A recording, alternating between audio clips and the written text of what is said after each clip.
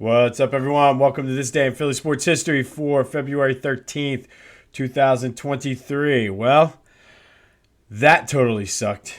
I still haven't really had time to kind of process or go through anything, but just a couple things off the top of my head that I'm thinking. First of all, as bad as the refs were all year, I mean, you can't. I mean, it was a hold. Was it a ticky tack hold? Yeah, but at the end of the day, you shouldn't even have been in that position anyway. So, holding or not, I mean, I don't think you make that call when I've seen a lot worse not get called in the same type of big situations. But that call is not why we lost. The field was just a complete and total mess. I mean, you had Arizona didn't make the playoffs, so you had all that time to get that field ready, and guys were slipping on both teams all over the place. And there were a couple times, and again, this was both sides, and I know both teams. My dad used to say, "Well, both teams have to play in it," but that's a Super Bowl. You had all that time to prepare. Come on, Arizona. You got to be better than that. That field was a complete and total mess. Everybody was complaining about it. The Eagles had to change their spikes how many times? It's ridiculous. It's the Super Bowl. But ultimately, too many mistakes. I mean, one hurts. He has to hold on to that ball. That was basically a gift wrap fumble six, I guess I saw people calling it. You can't make that mistakes, but even so, they bounce back. You can't, you had a 24 to 4, or what was it, 31-21 lead going into the fourth quarter. You cannot blow that. That's on Gannon and the defense. And I don't know, man. There was a couple blown coverages. Yeah, I get that it's Mahomes and Kelsey, and they are great, but you can't blow your calls. You can't miss coverages. And I don't know. It's got to go back to the defensive coordinator for not putting, as Andy Reid used to always say, he didn't put the players in the right position, apparently. So, I mean, there's no way you can be blown, especially when the defense is the strength of your team. You should not be blowing a 10-point lead going into the fourth quarter. I don't care who you're playing.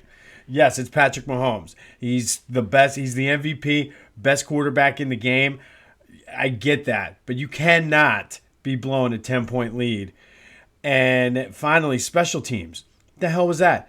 That was the one thing. We had no return game pretty much all year. Covey, that one return that he had, that was his best return of the year, in my opinion. And it just, I don't know what happened, man. Like, special teams, you can't, in that big of a spot, you can't let them come right down and get inside the 10 or wherever it was, or 20. And I mean, like I said, too many mistakes. I don't know. Like, this is not the time right now. Maybe next week it'll be like, oh yeah, it was a great season. It's a disappointing season. Like, at this point, the way that game played, I would have rather have been blown out than lose that way. And I don't want to hear, oh, it was one of the best No, we didn't win. So it wasn't one of the best Super Bowls. So miss me with that as well. But I'll have more on this as the week goes. Still debating what to do for Back to the Future. I was hoping to do something from the parade and do like a recap of the Super Bowl celebratory, but it's definitely going to be more of a somber tone now. But more on that as I have time to process. This is the first I'm really kind of thinking about it, and I just too many mistakes, like in all three aspects. You had the costly fumble on offense, the shitty punt return on offense or special teams, and the blown coverages on defense. You can't give up 10 points when that's your team's bread and butter all year, and then you do that. But like I said, more on that as the week goes. But I did win a few $100s on block pools, so that was nice. So I'm not going to be able to, and I can probably buy good stuff with it. Now I'm not going to have to go buy Super Bowl championship gear. Anyway, today's Philly Sports Black History Spotlight. We're going to take a look at Tina Sloan Green. She was born in Southwest Philly, went to Girls High, then went to Westchester where she played field hockey and lacrosse. She became the first black woman on the U.S. national field hockey team.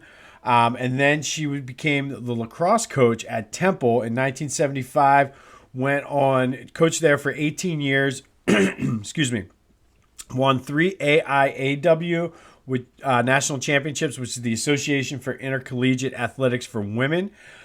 She also worked as, or I don't know if I'm assuming she retired at this point, but she worked as a professor of sports and culture at Temple University. I actually had her for a racism in college athletics class. She's a wealth of knowledge. She's an amazing person. I learned a lot from her. And because of that class, last week we talked about Charles Blockson. I was able to see and work with some of the collection he had. So it was really cool connection right there. She co-founded the Black Women in Sports Foundation, which supported Black women who were interested in coaching or sports administration careers, and just opened up so many doors for Black girls and women to play lacrosse and field hockey.